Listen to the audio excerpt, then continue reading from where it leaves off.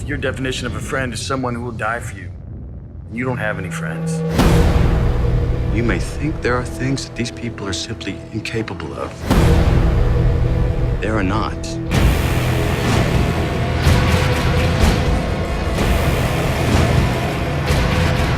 You won't see it coming.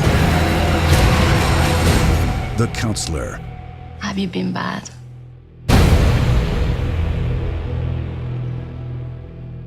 Well, I'm certainly happy to see Ridley Scott working with Michael Fassbender again.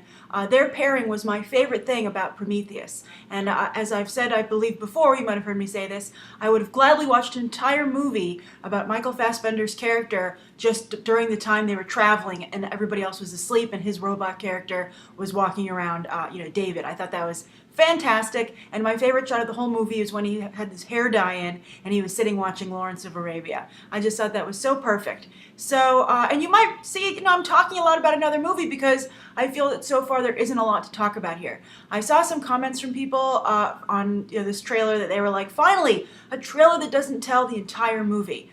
And granted, that is refreshing, but I think this goes too far in the opposite direction. This is too much of a teaser where I think it almost kind of makes you, lose a little interest in it. I think an important rule for that people should know, something that I was taught when I was in school, was that you should always hit people with your best stuff first. I think there is a frame of thought that says, oh, hey, let's hold it off and surprise everyone at the end with the best stuff, and it'll be a slow build.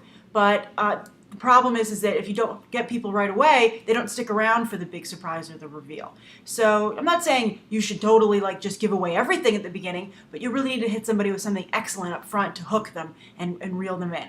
I guess you could say what the one thing that maybe does hook people here is the casting. I mean, this is an amazing cast. Not only is Michael Fassbender in it, but Brad Pitt. I'm a huge Brad Pitt fan. And interestingly, I wasn't a big Brad Pitt fan early on in his career when he was just kind of like, the heartthrob. But interestingly, Brad Pitt wasn't happy with that part of his career either.